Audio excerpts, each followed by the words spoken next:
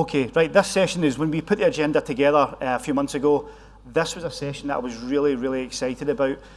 You're going to hear a story here that from two organisations that have no real right to be beside each other. You have Leeds Building Society, financial services organisation, and you'll have Voiceability, a voice and rights charity. But that's the joy of Disrupt, really. We bring organisations together for common challenges and common successes. So I'd like to welcome to the stage Kelly Shippen, who is Head of Customer Operations at Leeds Building Society, and also Alan Moses, who is the Director of IT and Data at Voiceability.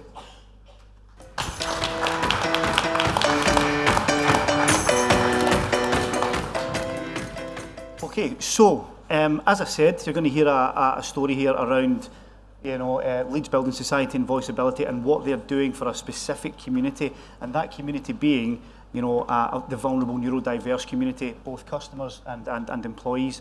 So Kelly, I think if you can give me a bit of insight into, the kind of the backstory and obviously your role at Leeds Building Society. Yep, so I'm responsible for customer operations, that's the contact centre and the back office teams. And I think it's probably worth going back a few years, which this chart shows you back 15 years, and what's changed and happened to bring us to where we are today. So I think the first thing is, my contact centre 15 years ago was nothing more than probably a switchboard. We just routed things across the different parts of the organisation. And over those years, you can see that their job titles or their responsibilities have changed. And just recently, I heard them called experience engineers. I'm sure somebody was trying for a pay rise at that point, but nevertheless. And you can see they've changed. And it's changed because our business has changed. We've got more data. And that's helped to drive change. And customers, the insight we have now is far richer to help shape the service that we should be giving. But what you can also see is over those years, we've seen the Great Recession of 2008. I'm not sure great's the right title, but that's what it's called, which really influenced a huge amount, I suppose, when it comes to customers and people finding themselves in a vulnerable place. We then faced into COVID, and not only was COVID challenging, but it also brought a recession of its own. In financial services, the regulator came out with all sorts of rules about actually how should we be protecting customers and servicing them, focused specifically on those who find themselves in a really vulnerable situation. And then for good measure, we've just had another recession in 2023, and just a little one, this one. And I think whilst all of that's been going on, we've also seen changes in customers, actually, and what they're using. So review portals became a growing area of focus and attention and really shaped what you needed to do as a business. And social media became mainstream back in 2016. And I think social media has played a huge part because that and reality TV brought to the forefront, and we all saw it, was mental health.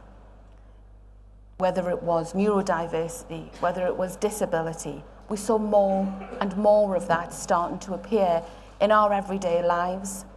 And all of those things really began to shape the role and the position of vulnerability on an organisation's agenda.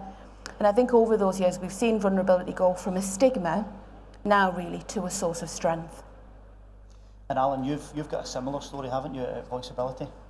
Yeah, and I'd like to just say it's brilliant that you have the signing. It's really actually very topical to this, and it just makes things far more inclusive. The points about recession, they've affected customers of Leeds, but they've also affected our clients for different reasons. And so much of that journey that they've had to go through, we've had to go through for different reasons and different ways. During COVID, we had to move to a fully remote contact centre. The whole organisation went fully remote. We didn't furlough anybody. We had to carry on. There was greater demand for our services. Since then, we've not returned to the offices, so we've stayed, and that presents challenges. But with the support from Sabio, we've been able to roll out and transition away from having a multitude of different systems into just a single, fully integrated platform that has everything our contact centre need to do. benefits of that have been we've seen a reduction in the attrition rates through the contact centre, and picking up on so many things that have been said by others, and I hate being in the afternoon because usually all the interesting things somebody else has already said. But technology enables all sorts of creative solutions to problems that you've faced for a very, very long time. We've been able to do things like, so we've got real-time transcription in our system. That's enabled. We've just rolled out automated recommended next best actions as contact center agents are talking with a client. It's suggesting things that they should be doing based on the transcripts. And a number of other things like that. It does automated raising of hands to team leaders if they're in a challenging call. It takes that focus of what you're putting your attention into, what the needs of the person you're talking to, rather than the needs of the system that you have to feed into. Kelly, you spoke earlier about, you started your sort of Neurodiverse project, if you want to call it that. You started that with customers, but how did you identify those customers? And I believe there was a report commission, wasn't there? Yes, I think from our point of view, we started with customers. We created a dedicated team to help the most vulnerable. So whether that was finding themselves in a financially vulnerable position, did the customers need some kind of adaptation to be able to access the services? Were they going through a separation and therefore just needed extra care? And we did some good things. We were doing some good things in that space. But in 2021, Leeds Building Society redefined its purpose. And our purpose is to put home ownership within reach of more people, generation after generation.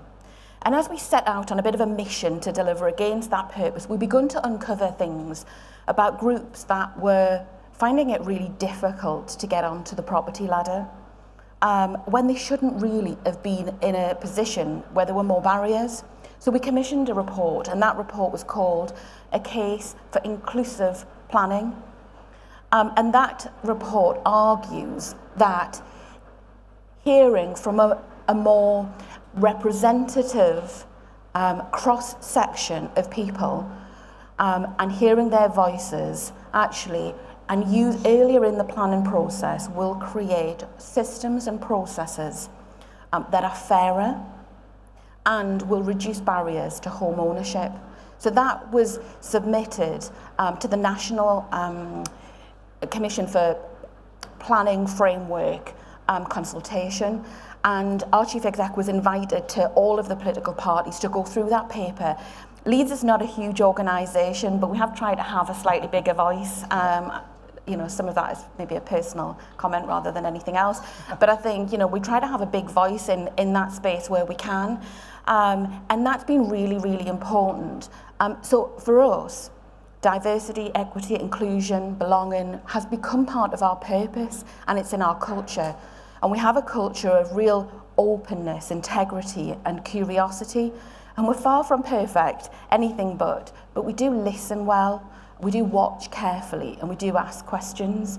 And as we went through that, we started to see individuals struggling with certain parts of learning, having different challenges. And the more we asked about that, the more people shared. And the more they shared, the more we learned. And the more we learned and talked about it, the more people came forward. And that was where our neurodiversity journey really begun, because our culture was really open, people talked to us about it, they shared things with us, and we were able to work with those teams and really set out on a journey.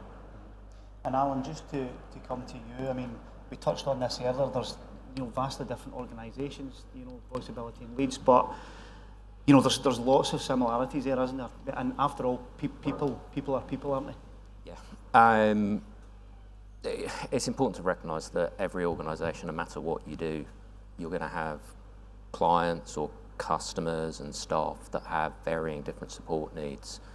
And by watching and listening, which is really important, you can learn so much. For generally across the third sector, co-production is a is a really big part of service design and continuous improvement. And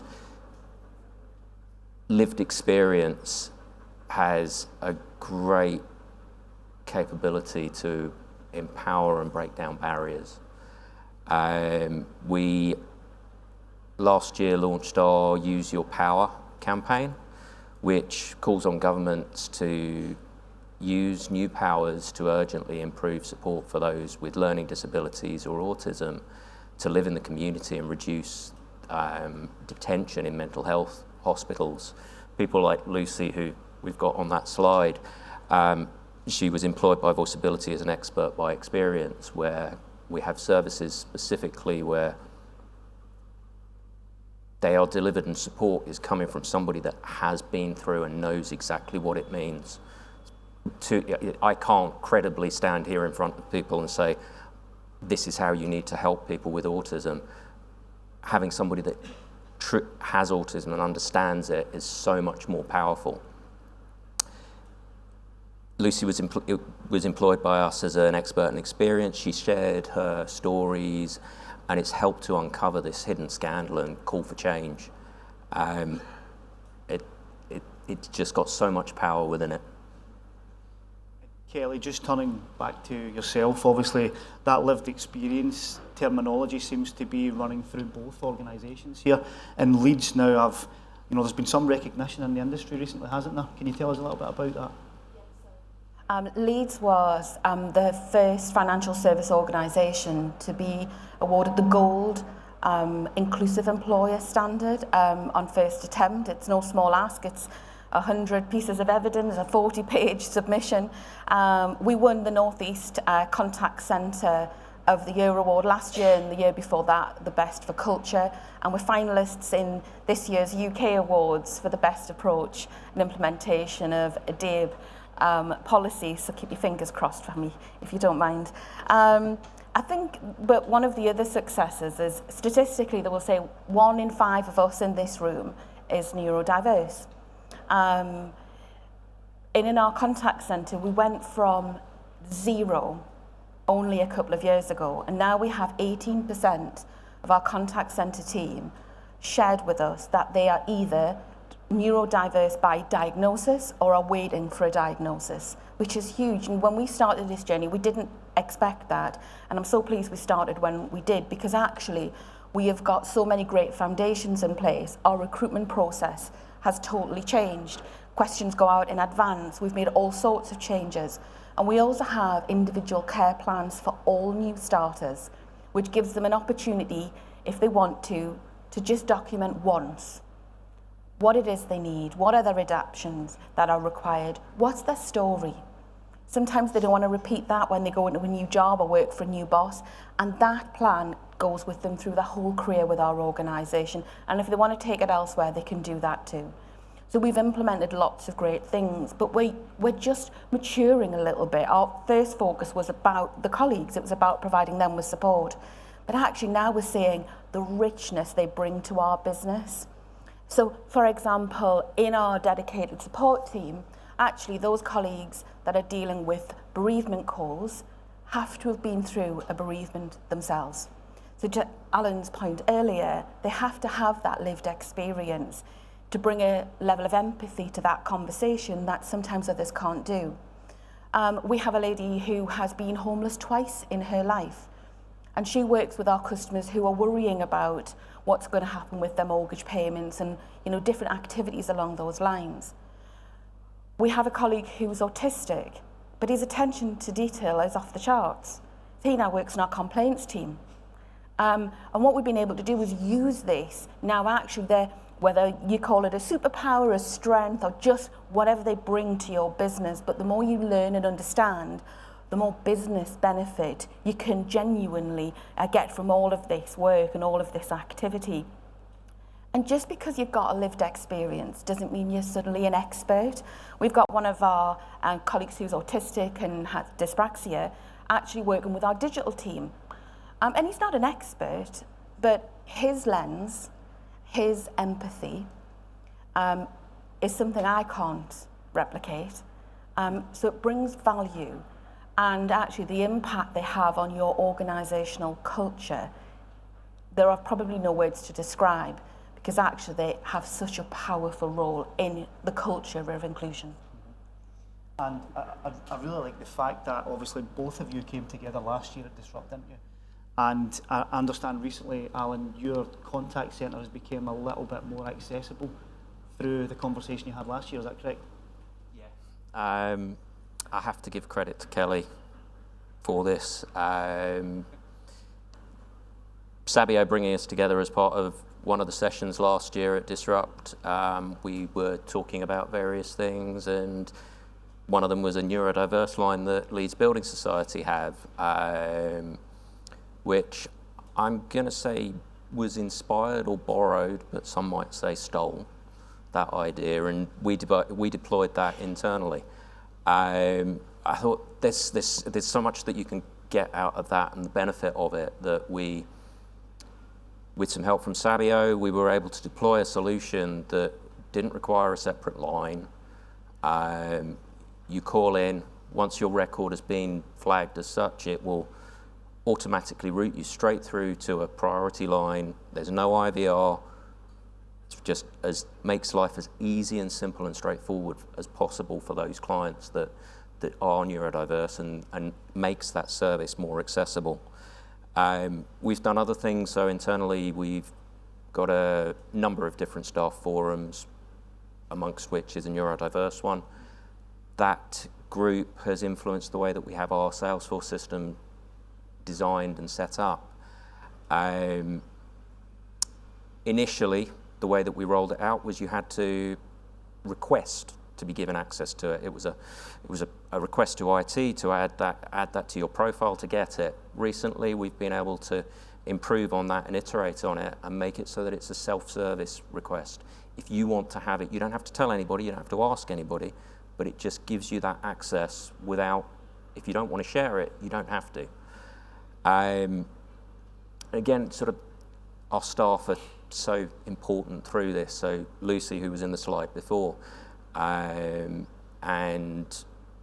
Elspeth were awarded in the 2025 Autism Hero Award winners. So Lucy was Young Person of the Year, and Elspeth, who worked in a similar area, different department, but similar sort of function of using lived experience to help our clients, was posthumously awarded a Lifetime Award, which was accepted by her brother Bill. I know we've got a couple of minutes left, so what I'm going to do is I'm going to flick through the quotes from customers and clients as you answer this next question. So I think how I like to finish these sort of sessions is, you know, what's next for you both? I understand both of you are discussing at the moment a joint initiative. Is that right? Yeah. Yeah. We've been talking about this and how can having events like Disrupt are brilliant because they bring such a broad cross-section of organisations together that can teach one another, and you can learn from one another from it. We've got very different purposes, but ultimately people are people, and enabling clients and staff to shape your service delivery can have incredible benefits, like you'll see from some of these comments that we have up on screen.